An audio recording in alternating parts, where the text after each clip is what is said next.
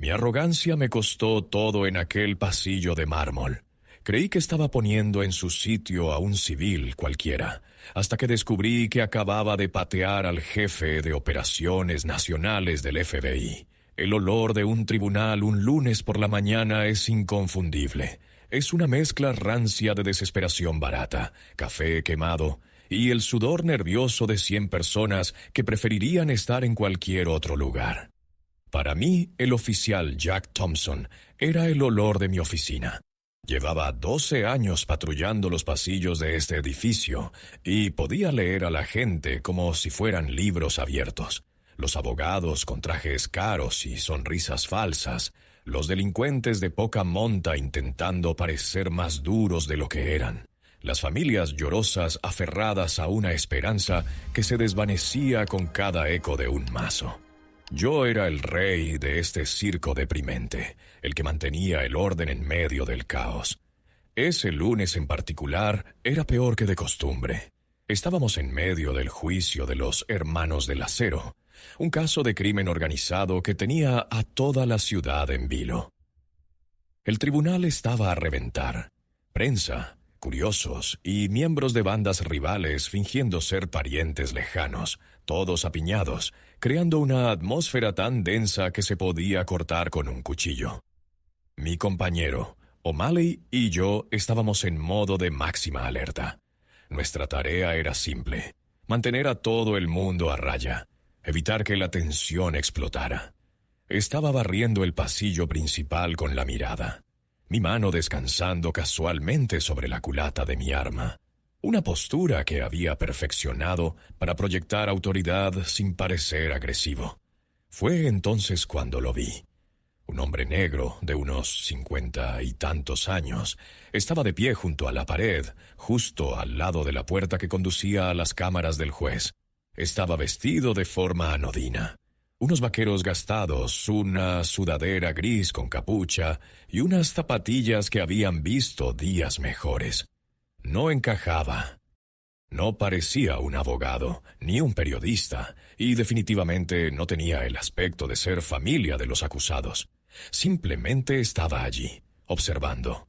Había algo en su quietud que me irritó. En un lugar donde todo el mundo estaba inquieto, su calma era casi una provocación. Estaba demasiado cerca de una zona restringida. Mi instinto policial, afilado por años de lidiar con problemas, se disparó. Seguramente era un buscavidas, quizás un amigo de la banda intentando intimidar a algún testigo o jurado. Decidí cortar el problema de raíz.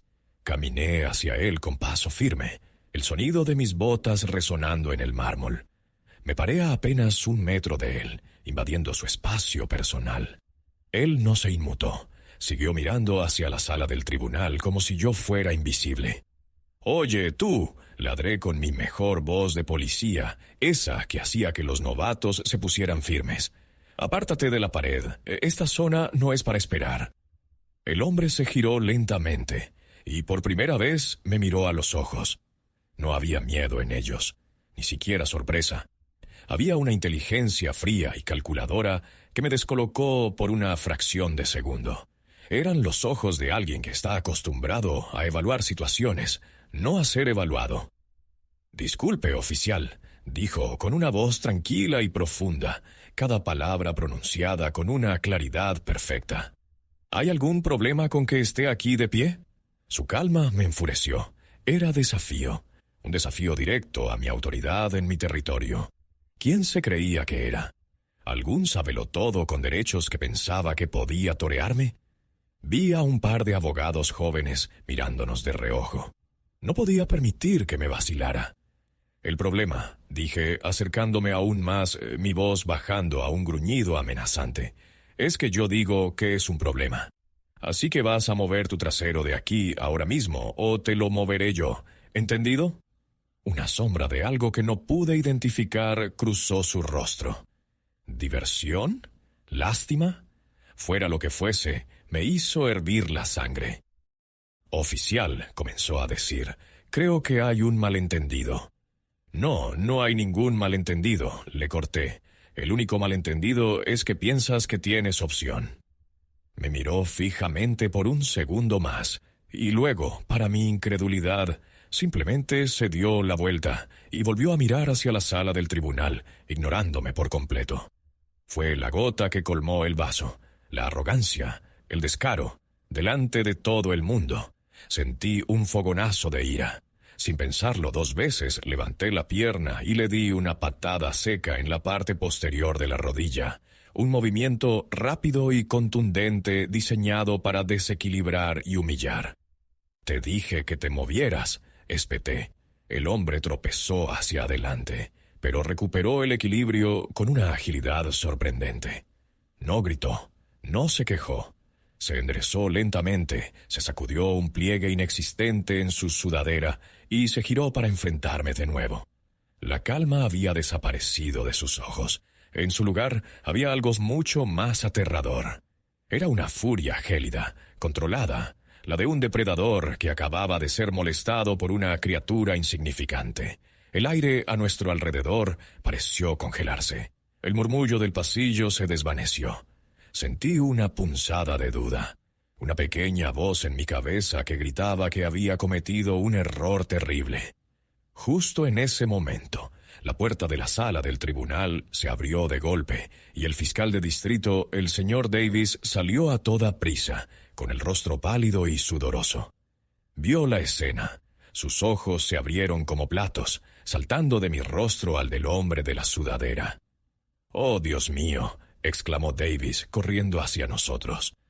«No se preocupe, señor Davis», dije, tratando de recuperar mi compostura y mi tono autoritario. Solo estaba gestionando a este individuo, estaba causando problemas. Pero Davis no me miraba a mí. Miraba al hombre al que acababa de patear, con una expresión de puro terror en su rostro. Se detuvo frente a él tartamudeando. «Señor, le pido 1000 disculpas». Yo no tenía ni idea. Este oficial... El hombre levantó una mano, silenciando al fiscal de distrito al instante. Sus ojos nunca dejaron los míos. El poder en ese simple gesto fue absoluto. Un escalofrío recorrió mi espalda. ¿Qué demonios estaba pasando? «¿Señor?», pregunté, mi confusión mezclándose con la ira. «¿De qué está hablando, Davis? Es solo un tipo que no sigue las órdenes». Davis se giró hacia mí. Su cara era una máscara de pánico. Su voz era apenas un susurro tembloroso, cargado con el peso de una catástrofe inminente. «Thompson, idiota, ¿tienes la más remota idea de a quién acabas de agredir?» Me quedé en silencio, mi cerebro luchando por procesar la escena. Davis tragó saliva, sus ojos suplicando al hombre que lo perdonara. «Ese individuo», dijo, escupiendo la palabra como si fuera veneno, «es el director Marcus Thorne, el jefe de operaciones nacionales del FBI, y está aquí para supervisar personalmente este caso». Las palabras del fiscal Davis resonaron en el pasillo de mármol como el disparo de una pistola. Jefe de operaciones nacionales del FBI. La sigla de 3 letras pareció absorber todo el aire de mis pulmones. El suelo bajo mis pies dejó de ser sólido. Por un instante, el murmullo del pasillo se convirtió en un zumbido sordo en mis oídos, y el rostro tranquilo y furioso de Marcus Thorne fue lo único que pude ver. Fue como caer en un pozo de hielo. El frío se apoderó de mí, empezando en el estómago y extendiéndose por mis venas hasta congelar la punta de mis dedos. Mi cerebro, normalmente rápido para encontrar una justificación o una salida, se quedó en blanco. Reproduje la escena en un bucle infernal. Mi arrogancia, mi voz de matón, el chasquido sordo de mi bota contra su rodilla. Había pateado a uno de los hombres más poderosos de la justicia estadounidense. No por resistirse a un arresto, no por una amenaza real. Lo había hecho por puro ego, porque me había ignorado. Porque su sudadera gris y sus vaqueros gastados no encajaban en mi pequeña y ordenada visión del mundo. Thorne me observaba, su expresión impasible. Era esa misma calma que me había enfurecido antes, pero ahora la entendía. No era la calma del desafío, era la calma del poder absoluto. La calma de un león que mira a un ratón que acaba de intentar morderle la cola. No necesita rugir. Ya sabe cómo va a terminar la historia. Señor Thorne, balbuceó Davis, moviéndose torpemente entre nosotros, como si pudiera deshacer lo que acababa de pasar. Le aseguro que el departamento de policía de esta ciudad tomará medidas disciplinarias inmediatas y severas. El oficial Thompson será... «Silencio, señor Davis», dijo Thorne, su voz tan afilada como un trozo de cristal. Ni siquiera miró al fiscal. Sus ojos estaban clavados en los míos. «Usted se ocupará de su juicio. Yo me ocuparé de su oficial». Hizo una pequeña pausa, saboreando cada palabra. «¿Cómo dijo usted que estaba haciendo, oficial Thompson? ¿Gestionando a este individuo?» La forma en que pronunció mis propias palabras me revolvió el estómago. Las convirtió en armas y me apuñaló con ellas. Intenté hablar, formular una disculpa, una excusa, cualquier cosa. Pero mi garganta se había cerrado. Solo pude tragar en seco. El sonido fue vergonzosamente alto en el silencio que se había formado a nuestro alrededor. Mi compañero, O'Malley, que había estado a unos metros de distancia, ahora parecía estar a 1 kilómetro. Se había encogido contra la pared, evitando mi mirada, desvinculándose de mí como un marinero que salta de un barco que se hunde. Estaba solo, completamente y absolutamente solo. Thorne se acercó un paso. Olía a colonia cara y a algo metálico, como el ozono antes de una tormenta. 12 años en el cuerpo, ¿verdad, oficial Thompson?, dijo en voz baja, casi conversacional, pero cada sílaba era una amenaza. 12 años aprendiendo a identificar amenazas, a leer situaciones, a proteger y servir. Se rió, un sonido seco y sin humor. Y en todo ese tiempo, lo único que ha aprendido es a ser un matón con una placa. A decidir quién pertenece y quién no, basándose en el color de su piel y la ropa que lleva. A usar la fuerza no como último recurso, sino como primera expresión de su propia inseguridad. Cada palabra era un golpe, más certero y doloroso que la patada que yo le había dado. Estaba desnudando mi alma en medio del pasillo del tribunal, delante de mis colegas, de los abogados, de todos. Me sentí encoger dentro de mi uniforme, que de repente me quedaba enorme. La placa en mi pecho, que siempre había sentido como una armadura, ahora pesaba como una lápida. Entonces Thorne sacó un teléfono de su bolsillo. No un smartphone llamativo, sino un dispositivo simple y funcional. Marcó un número con el pulgar sin apartar la vista de mí. Esperó apenas un segundo. «Thorne», dijo al teléfono, «necesito un equipo de custodia en el tribunal del condado. Pasillo principal, segundo piso. Sí, ahora. Código Delta». Hizo una pausa. «Y envíen a asuntos internos. Los nuestros, no los locales». Colgó y guardó el teléfono. Código Delta. Nunca había oído hablar de él, pero el terror que vi en los ojos del fiscal Davis me dijo todo lo que necesitaba saber. Esto ya no era un asunto de disciplina local. Estaba a punto de ser tragado por el sistema federal. «Usted», dijo Thorne, señalándome con la barbilla. «Placa y arma, sobre esa mesa. Ahora». Mi mano tembló mientras desabrochaba la funda de mi pistola. El arma, mi compañera fiel durante más de una década, se sentía extraña y pesada, un objeto ajeno. La coloqué sobre una mesa de caoba cercana con un golpe sordo que pareció el sonido de mi carrera terminando. Luego, con dedos torpes, me quité la placa. El pequeño trozo de metal pulido parecía burlarse de mí. Pasaron menos de 2 minutos. 2 minutos que se sintieron como 2 horas. Entonces las puertas principales del tribunal se abrieron y entraron 4 hombres. No llevaban uniforme. Vestían trajes oscuros, impecables, y se movían con una eficiencia silenciosa y depredadora que hizo que todos los policías locales, incluido yo, pareciéramos aficionados torpes. Tenían auriculares en los oídos y una mirada que no registraba nada más que su objetivo. Yo. Se acercaron y me rodearon sin decir una palabra. Uno de ellos me agarró suavemente del brazo, pero con una fuerza que no dejaba lugar a la resistencia. Me sentí como un prisionero, en mi propio tribunal. «No lo lleven a la comisaría local», ordenó Thorne a los agentes. «Llévenlo al complejo. Quiero una sala de interrogatorio segura. Estaré allí en 1 hora». «Sí, señor», dijo uno de los agentes. Mientras me guiaban hacia la salida, pasando entre las miradas de curiosidad y desprecio de la multitud, me giraron para que pasara junto a Thorne. Él se inclinó hacia mí, su rostro a centímetros del mío. El olor a colonia era abrumador. Su voz fue un susurro helado, destinado solo para mis oídos, un secreto venenoso que me paralizó el corazón. «Creíste que lo del almacén 7 quedaría enterrado para siempre, ¿verdad, oficial Thompson?», sisió. «Acabamos de empezar a cavar. Almacén 7». Las 2 palabras me golpearon con la fuerza de un mazo en el pecho, robándome el aliento y dejando un vacío helado en su lugar. Mi mente, que ya estaba tambaleándose por la humillación y el miedo, se detuvo por completo. Era un fantasma que había enterrado hacía 5 años bajo capas de negación y papeleo falsificado.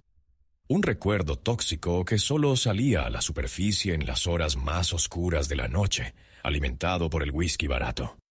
Y ahora, este hombre, este espectro con traje del FBI, lo había desenterrado con una facilidad aterradora y me lo había susurrado al oído como una sentencia de muerte. Los agentes de traje me sacaron del tribunal, sus agarres firmes pero no violentos. El aire fresco del exterior me golpeó la cara, pero no pudo despejar la niebla de pánico que se había instalado en mi cerebro. El mundo exterior parecía irreal, los sonidos de la ciudad distantes y apagados. Me metieron en el asiento trasero de un sedán negro sin distintivos, con los cristales tan tintados que eran casi opacos. El interior olía a cuero nuevo y a aire acondicionado estéril. Uno de los agentes se sentó a cada lado, convirtiendo el espacioso asiento trasero en una jaula. Nadie dijo una palabra. El silencio era denso, sofocante, lleno de lo no dicho. Mi corazón latía con tanta fuerza que estaba seguro de que podían oírlo. Mientras el coche se deslizaba por el tráfico de la ciudad, mi mente retrocedía a esa noche. Almacén 7 era un operativo antidrogas que salió terriblemente mal. Una redada en un supuesto laboratorio de metanfetamina en la zona industrial. La información era mala. El lugar no era un laboratorio, era un punto de encuentro para una compra. Y nosotros, mi antiguo compañero, Miller y yo, llegamos demasiado pronto.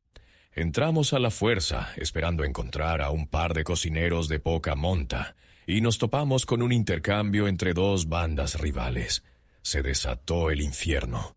En el caos de los disparos, un chico fue alcanzado. No era un matón, no era un traficante. Era el informante confidencial, un joven de apenas 19 años que intentaba salir de una mala situación colaborando con nosotros. Se desangró en el suelo de hormigón, mientras Miller y yo nos cubríamos detrás de unas cajas. Cuando el tiroteo cesó y los criminales huyeron, nos quedamos con un cuerpo y un desastre colosal. El pánico se apoderó de nosotros. Un informante muerto en una redada no autorizada oficialmente significaba el fin de nuestras carreras, posiblemente la cárcel. Así que lo encubrimos.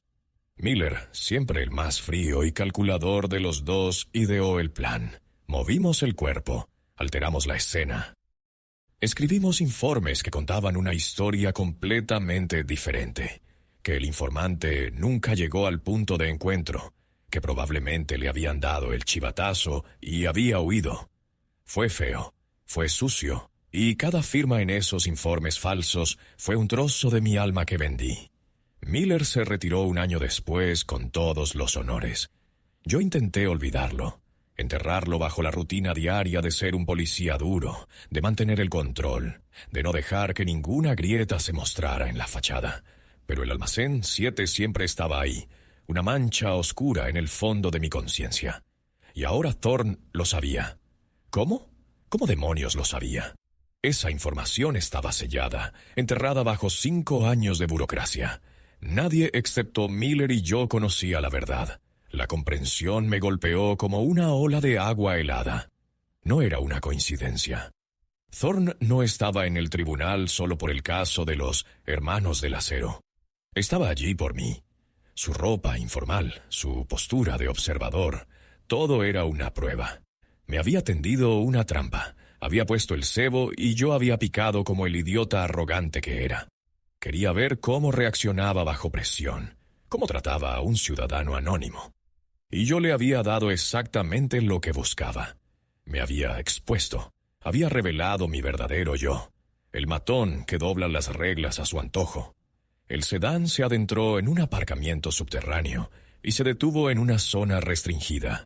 Me sacaron del coche y me llevaron por un pasillo blanco y estéril hasta una habitación pequeña y sin ventanas.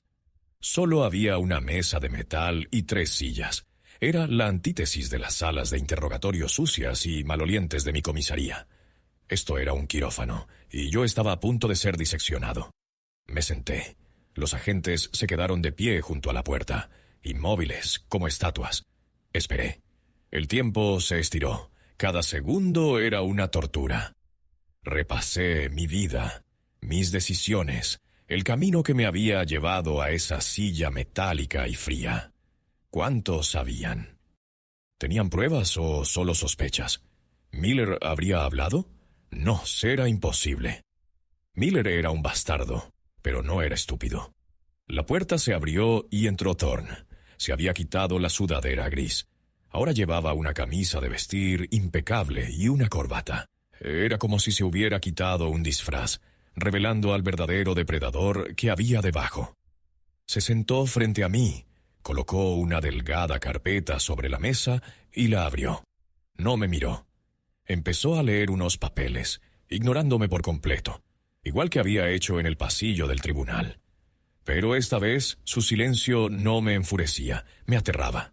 Finalmente levantó la vista. Sus ojos eran fríos y analíticos. ¿Sabe, oficial Thompson? Comenzó, su voz era tranquila, casi académica. Tenemos un algoritmo, un programa muy sofisticado que analiza datos, busca anomalías, patrones que no encajan, un informe de un operativo que es demasiado perfecto, un informante que desaparece del mapa sin dejar rastro, pequeñas inconsistencias que por sí solas no significan nada, pero cuando las juntas, empiezan a contar una historia. Se inclinó hacia adelante, su mirada se intensificó, y su nombre, Jack Thompson, seguía apareciendo. Incidentes de uso excesivo de la fuerza, quejas de ciudadanos que desaparecían misteriosamente, informes de arrestos con detalles contradictorios. Usted no es solo un policía malo, oficial, es un policía descuidado, y su descuido nos llevó directamente al almacén 7. Abrió la carpeta y la giró hacia mí. La primera página era una fotografía. Una foto de la autopsia del joven informante. Mi estómago se revolvió. Lo peor era el pequeño objeto metálico que descansaba junto al cuerpo en una bolsa de pruebas. Una bala. La balística es una ciencia maravillosa, ¿no cree? Continuó Thorn. Encontramos el proyectil durante una revisión rutinaria de casos sin resolver.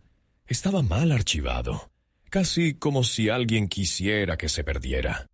Y ¿sabe qué es lo más curioso? La bala no coincide con ninguna de las armas recuperadas de los criminales de esa noche, pero sí coincide perfectamente con un arma de servicio estándar del departamento de policía. Un arma idéntica a la que usted y su compañero Miller portaban. Sentí que el mundo se desmoronaba a mi alrededor. Estaba acabado. Todo había terminado. «Vamos a exhumar el cuerpo del informante», dijo Thorn, como si estuviera comentando el tiempo. «Con la tecnología actual, encontraremos sus huellas dactilares y las de Miller por toda la escena del crimen que ustedes crearon». Cerró la carpeta con un golpe seco. El sonido fue definitivo, como el de una puerta de celda cerrándose. Se reclinó en su silla y me miró, una extraña expresión en su rostro. No era de triunfo. Era algo más, algo que no pude descifrar. Pero dijo lentamente, arrastrando la palabra: «Quizás haya otra manera. Esto no tiene por qué ser el final de su vida, Thompson. Podría ser un nuevo comienzo». Me quedé mirándolo, confundido. ¿Qué estaba diciendo? ¿Una oferta? ¿Después de todo esto? Su caso del almacén 7, por muy sucio que sea, es un problema menor en el gran esquema de las cosas, continuó. Tengo un problema mucho mayor. Un problema dentro de mi propia casa. Hay un topo en el FBI. Alguien de muy alto nivel que está filtrando información a los mismos cárteles que se suponía que debíamos desmantelar. El caso de los hermanos del acero es la punta del iceberg. Este topo nos está desangrando y no podemos confiar en nadie de dentro para encontrarlo. Se inclinó sobre la mesa. Su voz bajó a un susurro conspirador, lleno de una urgencia palpable. Usted es un matón, Thompson. Es corrupto y violento, pero no es estúpido, y ahora mismo no tiene nada que perder. Lo necesito. Necesito a alguien de fuera, a alguien prescindible. Alguien que pueda hacer el trabajo sucio que mis agentes no pueden hacer. Me miró fijamente, y en sus ojos vi una oportunidad, una delgada cuerda lanzada al pozo en el que me estaba ahogando. Su compañero, Frank Miller, dijo, su voz se volvió cortante como el hielo. Él no se retiró con honores, lo reclutamos, trabaja para nosotros desde hace 4 años, y fue la primera persona a la que el topo contactó la semana pasada. Frank Miller, mi antiguo compañero, el arquitecto del encubrimiento del almacén 7. La imagen de su rostro cínico y sonriente apareció en mi mente, tan clara como si estuviera sentado a mi lado. Miller, el hombre que me enseñó a doblar las reglas hasta romperlas, el que siempre parecía estar 3 pasos por delante de todos los demás. Y ahora Thorne me decía que no se había retirado para disfrutar de una pensión tranquila en Florida. Había sido reclutado por el FBI. La ironía era tan amarga que casi me hizo reír. La misma organización que ahora me tenía contra la pared había acogido a la serpiente que me había metido en el nido en primer lugar. Y esa serpiente, según Thorne, estaba ahora en contacto con un traidor dentro del FBI. La revelación reconfiguró todo el tablero de juego en mi cabeza. De repente, mi pequeño y sucio secreto ya no era el evento principal. Era solo la palanca, la herramienta que Thorne estaba usando para meterme en un juego mucho más grande y peligroso. El sudor frío que me recorría la espalda no era solo por el miedo a la cárcel, era el terror a lo desconocido. Hacer una simple pieza en una guerra de espías de la que no entendía las reglas. Miller, logré decir. Mi voz sonaba ronca y extraña. ¿Por qué? ¿Por qué me lo dice? Thorne me estudió durante un largo momento, como un jugador de póker tratando de leer a su oponente. Porque Miller cometió un error, dijo finalmente. El topo le pidió que reclutara a alguien nuevo, alguien de su pasado en la policía local. Alguien con un historial flexible. Alguien que no hiciera demasiadas preguntas. El topo le dio un nombre, el tuyo. Sentí un golpe sordo en el estómago. Así que no era solo Miller. El traidor me quería a mí específicamente. ¿Por qué? ¿Qué sabían de mí, aparte de mi disposición a falsificar un informe para salvar mi propio pellejo? Cuando interceptamos la comunicación, continuó Thorne, nos dimos cuenta de que teníamos una oportunidad única. El topo cree que Miller te va a reclutar para su red corrupta, pero en realidad serás reclutado por mí. Te convertirás en nuestro hombre infiltrado. Te acercarás a Miller, aceptarás su oferta y descubrirás quién está moviendo los hilos. La oferta colgaba en el aire estéril de la sala de interrogatorios. Era una locura. Era suicida. Pero como Thorne había dicho, no tenía nada que perder. Por un lado, tenía la certeza de una celda de prisión por el resto de mi vida. Por el otro, tenía esto. Una oportunidad de nadar en aguas infestadas de tiburones, con la esperanza de encontrar una orilla lejana. Era una elección entre una muerte rápida y una lenta, pero al menos una de ellas ofrecía una pizca de acción. ¿Qué gano yo con esto?, pregunté, tratando de sonar más duro de lo que me sentía. Mi corazón era un tambor desbocado contra mis costillas. «Vives», respondió Thorne sin rodeos. Si tienes éxito, si nos entregas al topo, el archivo del almacén 7 se pierde, permanentemente. Tu placa, tu arma, tu carrera, todo eso se ha ido para siempre, por supuesto. Te daremos una nueva identidad, dinero, y desaparecerás. Si fallas o si intentas traicionarnos... Bueno, la evidencia de ese proyectil de bala es muy convincente ante un gran jurado. No era una elección, era una orden disfrazada de oportunidad. Thorn me tenía atrapado, y ambos lo sabíamos. La humillación en el pasillo del tribunal, la patada, la agresión, todo había sido calculado para romperme, para hacerme maleable, y había funcionado a la perfección. Asentí lentamente. ¿Qué tengo que hacer? Una sonrisa casi imperceptible se dibujó en los labios de Thorn. Había ganado. Por ahora nada. Te vamos a procesar. Habrá una suspensión, una investigación interna. Todo tiene que parecer real. Miller tiene que creer que estás desesperado, que tu carrera está acabada y que te aferrarías a cualquier salvavidas que te lance. Él se pondrá en contacto contigo. Cuando lo haga, síguele el juego. Muéstrate resentido, enfadado con el sistema. Hazle creer que estás listo para quemarlo todo. Me explicó los detalles básicos. Me darían un número de contacto de emergencia, una palabra clave. Por lo demás, estaría solo, sin respaldo, sin red de seguridad. Mi único valor para Thorn era mi credibilidad como policía corrupto y acabado. Me liberaron unas horas después. El proceso fue exactamente como Thorn lo había descrito.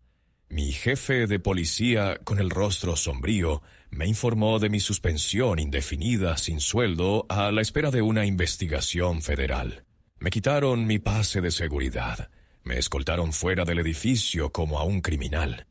Las miradas de mis antiguos colegas eran una mezcla de desprecio y lástima. En menos de un día, había pasado de ser el rey de mi pequeño castillo a un paria. Los siguientes días fueron un infierno.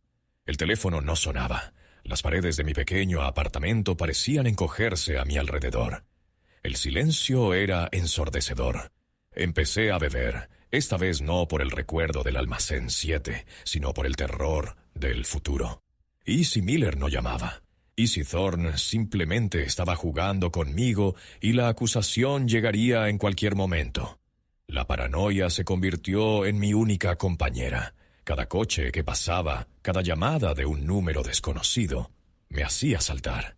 Una semana después, cuando estaba a punto de perder la cabeza, sonó el teléfono. Era un número bloqueado. Respondí con la mano temblorosa. ¿Thompson? La voz era inconfundible, áspera, cínica, llena de una falsa camaradería. Era Frank Miller. Miller, respondí intentando poner un tono de amargura en mi voz. ¿Qué demonios quieres? He oído lo que ha pasado, dijo. Menuda mierda, colega. Siempre supe que ese maldito sistema te acabaría apuñalando por la espalda. ¿Cómo estás aguantando? ¿Cómo crees que estoy, Frank? Espeté. Me han jodido la vida. Todo se ha ido a la mierda. Hubo una pausa. Podía casi oírle sonreír al otro lado de la línea. Quizás no todo, dijo suavemente. Hay formas de ganar dinero fuera del sistema. Formas mucho mejores. Conozco a gente, Jack. Gente que valora las habilidades que tú y yo tenemos. Gente que paga bien por la lealtad. Este era el momento. El anzuelo. No estoy interesado en tus chanchullos, Miller, dije, siguiendo el guión de Thorn. Escúchame, insistió Miller. Esto es grande. Más grande que cualquier cosa que hayamos hecho antes. Nos vemos mañana, mediodía, en el viejo muelle, donde solíamos tomar café. Ven solo. Colgó antes de que pudiera responder. El muelle. Nuestro antiguo lugar de encuentro. Un sitio público, pero con muchas rutas de escape. Miller seguía siendo un profesional. Al día siguiente, llegué 10 minutos antes. El aire salado del mar me llenaba los pulmones. El lugar estaba casi desierto. Vi a Miller apoyado en la barandilla, mirando el agua. Llevaba una chaqueta de cuero cara y gafas de sol. Parecía un hombre que había dejado atrás sus problemas. Me acerqué a él. Me alegro de que hayas venido. dijo sin girarse. Solo he venido a decirte que te vayas al infierno, mentí. Miller se rió. Claro que sí. Escucha, Jack, olvídate de la charla. Hay un trabajo, fácil, bien pagado. Un paquete que necesita ser recogido y entregado. Sin preguntas. $50,000 por un par de horas de tu tiempo. $50,000. La cifra me dejó sin aliento. Era más de lo que ganaba en medio año. ¿Qué hay en el paquete?, pregunté, mi curiosidad sonando genuina. Miller se giró por fin y me miró por encima de sus gafas de sol. Su sonrisa era depredadora. Cuanto menos sepas, mejor. Solo tienes que recogerlo de un coche en el aparcamiento del aeropuerto y llevarlo a una dirección en las afueras. Pan comido. Me dio un papel doblado con los detalles. La matrícula del coche, la dirección de entrega. Es mañana por la noche, añadió. Decide si estás dentro o fuera. Esa noche informé a mi contacto del FBI, un agente sin rostro al otro lado de una línea encriptada. Me dieron el visto bueno. Haz la entrega, te estaremos vigilando. No intervengas a menos que tu vida esté en peligro inminente. La noche siguiente fue una pesadilla de nervios y adrenalina. Encontré el coche en el aparcamiento del aeropuerto como Miller había dicho. Era un viejo sedán. El paquete estaba en el asiento trasero. Un maletín de aluminio, sorprendentemente pesado. Conduje hasta la dirección, una casa aislada en una zona boscosa. Las luces estaban encendidas. Me acerqué a la puerta, el corazón martilleándome en el pecho, y llamé. La puerta se abrió y mi sangre se heló. No era un matón, ni un traficante. Era el fiscal de distrito, el señor Davis. El mismo hombre cuyo rostro aterrorizado en el tribunal había sido el comienzo de toda mi caída. Me miró. Su propia expresión era una mezcla de sorpresa y miedo. «¿Thompson?», tartamudeó. «¿Qué haces tú aquí?». Antes de que pudiera responder, una voz sonó desde el interior de la casa. Una voz tranquila y profunda, cada palabra pronunciada con una claridad perfecta. Una voz que había escuchado en mis pesadillas durante la última semana. «Está aquí por mí, señor Davis, déjelo pasar». Y desde las sombras del pasillo apareció Marcus Thorne, el jefe de operaciones nacionales del FBI, con una sonrisa gélida en su rostro.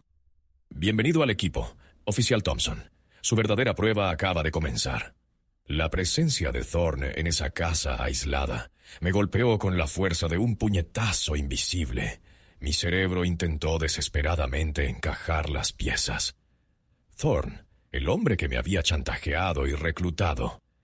Davis, el fiscal de distrito, pálido y sudoroso como un hombre que se enfrenta a su propia ejecución. Y yo, el peón, de pie en el umbral, con un maletín lleno de Dios sabe qué. Nada tenía sentido. ¿Era esto una trampa dentro de otra trampa? ¿Estaba Davis involucrado? ¿O era Thorne el verdadero traidor y todo lo demás había sido una elaborada farsa para ponerme a prueba? «Entre y cierre la puerta, Thompson», dijo Thorne, su voz rompiendo mi parálisis. Su tono no era ni amenazante ni amistoso. Era el de un cirujano a punto de comenzar una operación complicada. Entré y Davis cerró la puerta a mi espalda. El clic del cerrojo sonó definitivo. El interior de la casa era espartano, casi como si nadie viviera allí. Muebles cubiertos con sábanas blancas, polvo en el aire. Olía a abandono. «¿Qué es esto?», pregunté, mi voz sonando más firme de lo que me sentía. Dejé el maletín de aluminio sobre una mesa polvorienta. «¿Otra prueba?». «Algo así», admitió Thorne. Se acercó a la mesa y abrió el maletín. No contenía drogas ni dinero. Estaba lleno de dispositivos de seguimiento y micrófonos diminutos. «Es una prueba de lealtad. Y usted, señor Davis, acaba de suspenderla estrepitosamente». Thorne se giró hacia el fiscal, cuya cara había adquirido un tono gris enfermizo. «Durante meses hemos sospechado que el topo tenía ayuda dentro del sistema judicial local. Alguien que manipulaba listas de jurados, que retrasaba órdenes judiciales, que filtraba información sobre los testigos, pequeños favores que, sumados, estaban saboteando nuestros casos más importantes, como el de los hermanos del acero. Davis empezó a temblar. No, no sé de qué habla. Yo... Ahórrese las mentiras, espetó Thorne, su calma finalmente rota por un destello de furia. Sabemos que tiene deudas de juego, grandes, el tipo de deudas que hacen que un hombre con un salario de funcionario público haga cosas desesperadas. Le ofrecieron una salida, ¿verdad? Borrar sus deudas a cambio de información. A cambio de mirar para otro lado. Thorne se acercó a Davis invadiendo su espacio. Lo que no sabíamos era si usted era solo un cómplice asustado o un jugador activo, así que le tendimos una trampa. Filtramos información falsa a través de uno de nuestros sospechosos de ser el topo, sabiendo que se la pasarían a usted. La información decía que un policía caído en desgracia, Jack Thompson, iba a hacer una entrega de material de vigilancia esta noche en esta dirección. Si usted era inocente, habría llamado a la policía local, habría organizado una redada, pero no lo hizo. Vino aquí solo para reunirse con el contacto, para advertirle. Todo encajó. La entrega no era para el topo, era para Davis, y yo era el cebo. Davis se derrumbó en una silla, su rostro entre las manos. Me obligaron, sollozó. Amenazaron a mi familia. Siempre amenazan a la familia, dijo Thorne con desdén. Es la excusa más vieja del libro. Se giró hacia mí. Buen trabajo, Thompson. Ha demostrado que puede seguir órdenes y mantener la cabeza fría. Sentí una extraña mezcla de alivio y rabia. Me habían utilizado, me habían manipulado desde el principio. Pero había sobrevivido. ¿Y ahora qué?, pregunté. ¿Dónde está Miller? ¿Y el verdadero topo? Miller está donde siempre ha estado, trabajando para mí, respondió Thorne. La revelación me dejó atónito. Frank Miller nunca fue corrupto. Es uno de nuestros mejores agentes encubiertos. Lleva años infiltrado en estas redes. El almacén 7 fue el precio de su entrada. La muerte de ese informante fue un accidente trágico, sí, pero lo usamos. Creamos una leyenda para Miller, la de un policía sucio que se había retirado. Y necesitábamos que esa leyenda incluyera a un compañero, alguien que pudiera corroborar su historia si fuera necesario. Ese fue usted, Thompson. Su disposición a firmar esos informes falsos lo convirtió en el chivo expiatorio perfecto, un seguro de vida para la tapadera de Miller. Mi mundo se inclinó sobre su eje. Mi culpa, el secreto que me había carcomido durante 5 años, no había sido más que una herramienta, una pieza de atrezo en el teatro de otra persona. No era un cómplice, era un idiota útil. Miller fue quien detectó la filtración desde dentro, continuó Thorne. Supo que alguien en el FBI estaba avisando a los cárteles, pero no sabía quién. Solo sabía que el topo se hacía llamar Casio. Casio se puso en contacto con Miller creyendo que era un activo corrupto y le pidió que me reclutara. Fue nuestra oportunidad de oro. Entonces, la humillación en el tribunal, comencé a decir. Fue el espectáculo que Casio necesitaba ver, terminó Thorne. Necesitaba creer que usted estaba realmente desesperado, que lo habían echado a los lobos y que no tenía a nadie a quien recurrir. Necesitaba que su reclutamiento por parte de Miller pareciera auténtico. Y usted, con su temperamento y su arrogancia, interpretó el papel a la perfección sin siquiera saberlo, señaló a Davis. La detención del fiscal de distrito causará pánico. Casio pensará que su red local está comprometida. Se pondrá nervioso, cometerá un error, y cuando lo haga, Miller y usted estarán allí para atraparlo. El plan era brillante en su cruel simplicidad. Durante las siguientes 2 semanas seguí las instrucciones de Thorne y Miller. Me reuní con Miller en bares de mala muerte, actuando como su nuevo y ansioso recluta. Transmití mensajes, realicé entregas falsas, todo bajo la atenta pero invisible vigilancia del FBI. Me sumergí tanto en mi papel que a veces olvidaba quién era realmente. un ex policía suspendido, atrapado en el limbo. La llamada llegó una noche de lluvia. Era Miller. «Casio quiere verte. A ti, solo a ti», dijo, su voz tensa. «Quiere que recojas un paquete final. Es un disco duro. Contiene la lista completa de todos los agentes encubiertos del FBI en el país. Quiere que lo saques de la ciudad».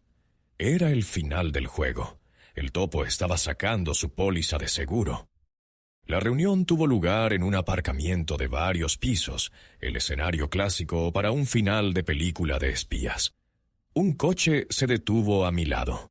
La ventanilla trasera bajó, y dentro vi el rostro del topo. No era un agente de campo de aspecto duro, ni un burócrata de alto nivel. Era la asistente personal de Thorne, una mujer tranquila, de unos 40 años, a la que había visto una docena de veces en el fondo, siempre eficiente, siempre invisible. Era el topo perfecto, alguien con acceso a todo, pero que nunca levantaba sospechas. Me entregó el disco duro. «Miller dice que eres de fiar», dijo. Su voz era monótona, sin emociones. «Llévate esto y desaparece. Recibirás tu pago». En ese momento, las luces de varios coches se encendieron a nuestro alrededor, bloqueando todas las salidas. Agentes del FBI salieron de la nada, con las armas en alto. Thorne estaba entre ellos. Su rostro era una máscara de granito. La asistente no entró en pánico. Simplemente suspiró, un pequeño sonido de resignación. La partida había terminado.